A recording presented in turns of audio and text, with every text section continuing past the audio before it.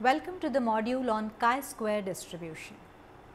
By the end of this session, you would have understood what are parametric and non-parametric tests, what is a chi-square test, what are the different situations where chi-square test can be used, and exactly how to use the chi-square test.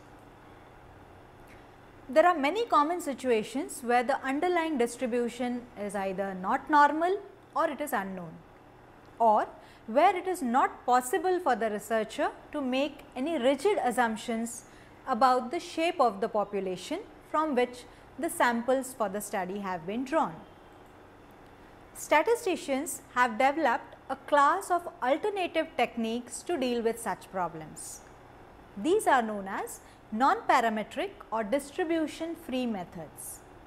A non-parametric method may be defined as a test in which no hypothesis is made about the specific values of the parameters. On the other hand, parametric test implies that the scores or the observations should achieve either an interval or a ratio scale of measurement. Non-parametric statistics are used when the data measured are either by nominal or categorical scales, or when the underlying distributions violate the assumptions of the parametric statistics. The Greek letter chi-square was first used to describe this situation by Carl Pearson in the early 1900s. The chi-square tests are used most often to analyze such type of data which consists of counts or frequencies. The chi-square statistics are formulated basically to determine whether an observed number differs either from chance or from what was expected.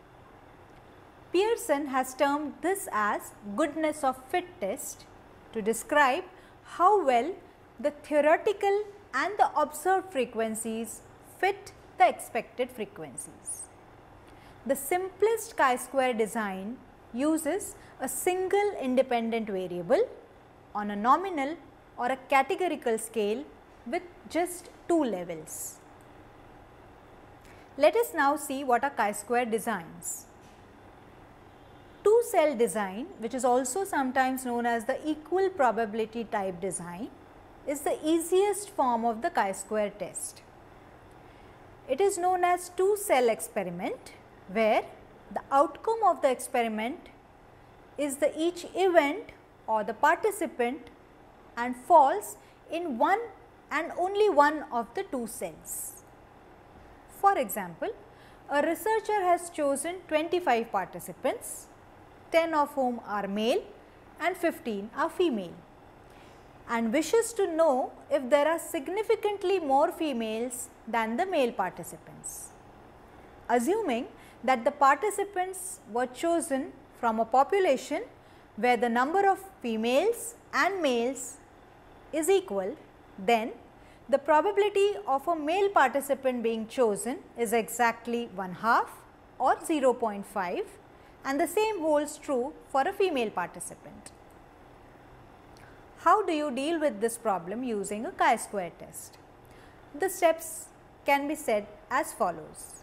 First, formulate a statistical hypothesis. Next, construct a table of the observed and the expected cell frequencies. The greater the deviation between the observed and the expected frequencies, the greater is going to be the calculated chi-square value. Also, sum of the observed frequencies, that is SUM, sum of the observed frequencies must be equal to the sum of the expected frequencies. The third step is to select a significance level, which is usually termed by the Greek alphabet alpha. Next, use the table for the critical value of the chi-square. Based on the critical value and the cutoff value, make your decision and then draw the conclusion. For example, the first step, if we see, is to formulate a statistical hypothesis. H naught which is the null hypothesis, is nothing but the equality between the two probabilities. That is, probability of being a male is exactly equal to probability of being a female. H1 is the alternative hypothesis, saying the two probabilities selecting a male and a female are not same or equal. Next step is to construct a table of the observed and the expected cell frequencies. The expected cell frequencies is obtained by multiplying the cell probabilities of being a male or a female by the total number of participants in your study, that is 25 in this case. Thus, as you can see in the table, the expected cell frequencies for both the cells is 0.5 multiplied by 25, which is nothing but 12.5 each. Then we go ahead and calculate the chi-square statistic using the formula observed minus expected frequencies bracket square divided by the expected frequencies. The third step is to select a significance level alpha. The significance level is nothing but the probability value which provides us with the criteria of either rejecting the null hypothesis H0 or accepting it. Generally, 0.05 or 0.01 are used in the statistical hypothesis testing. In this example, we would be using alpha as 0.05. With this significance level, now we go ahead and use the table for the critical value of chi-square. For a particular significance level, the critical values needed for locating the rejection region depends on the degrees of freedom using the cutoff values from the table. In our case, the degrees of freedom are nothing but the number of cells minus 1. So, we have 2 cells. So, the degrees of freedom would be 2 minus 1, which is 1. Here you can see the table which has been used to find out the critical value of chi-square. The rows denote the degrees of freedom as in 1, 2, 3, 4, 5, etc., whereas the columns across denotes the level of significance alpha. As you can see in the figure, using the table we can very well find out the area which is the rejection region and the acceptance region. The yellow region in the diagram across is the acceptance region, whereas the blue one is the rejection region. If our calculated value of chi-square is greater than or equal to the critical chi-square value or the cutoff value, we are going to reject the null hypothesis. Based on this, then we give our decision. Comparing the calculated value with the critical value as given in the table comes out to be 3.84. As we can very well see, our calculated value falls clearly in the acceptance region. So, we accept the null hypothesis H0, or in other words, we retain it as it is. Then we move to the conclusion.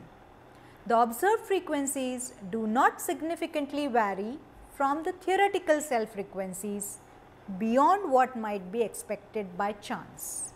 Thus, we conclude that it was observed that there were more females than males in the experiment.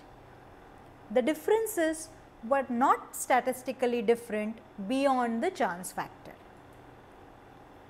Now, let us see what are the properties of a goodness of fit test. The data are usually in the form of observed frequencies. This means that there is only one data value for each category. Therefore, the degrees of freedom is 1 less than the number of categories. Secondly, whatever value you get follows a chi-square distribution.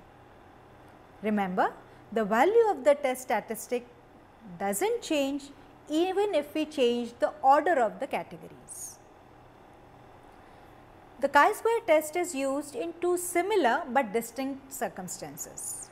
Firstly, for estimating how closely an observed distribution matches with the expected distribution. This is often referred to as the goodness of fit test. Secondly, for estimating whether there is any association or relationship between two random variables. In other words, whether they are independent or dependent on each other. Let us see what is the chi-square test of independence. This is also known as the two-way chi-square test. It is used when a score is categorized on two independent dimensions. Here, the researcher is interested in knowing if the two factors are independent of each other. If they are independent, then knowing a participant's score or observation on one factor tells the researcher nothing about the participant's score on the second factor. If, on the other hand, the factors are dependent, then the knowledge about one factor can certainly help predict us the second factor.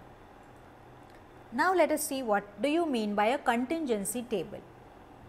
The table of observed and expected frequencies, as we have seen in the previous example, is often represented in the form of a 2 by 2 row and column table. Such a table is known as a contingency or a two-way frequency table. So, if we see a table which is given here, we have two categories and two data types each, which gives us a 2 by 2 table. The cell first row first column is usually denoted by small alphabet A. First row second column is usually denoted by alphabet B.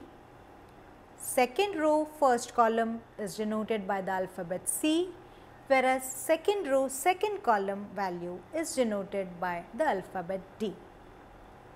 The row totals then can be represented as A plus B and C plus D respectively, whereas the column totals can be given as A plus C and B plus D respectively.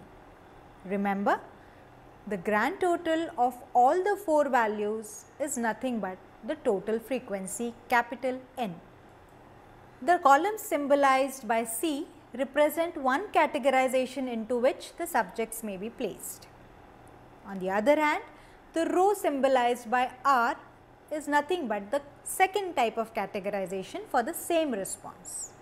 It is called as a contingency table because here we are trying to find out the probability of dependence or independence of one variable on the other. To recap the steps used in calculating a goodness of fit test with the chi-square distribution can be given as: first, establish your null and alternative hypothesis, that is H0 and H1. Calculate the chi-square statistic. Assess the significance level which you would like to use. Finally, based on the cutoff value, decide whether to accept or reject the null hypothesis. Let us summarize the entire module.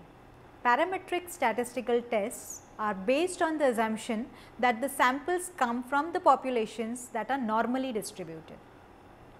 Here, the level of measurement for the parametric tests is assumed to be either interval or at least ordinal. On the other hand, non-parametric statistical procedures are designed for ordinal or nominal data and are distribution free. In these tests, no hypothesis is made about specific value of the population parameters. The chi-square test is a statistical test used to examine differences with categorical variables. The discrepancy between the observed and the expected frequencies is the subject of the chi-square test of significance. Remember, the chi-square test can be used in two similar but distinct circumstances.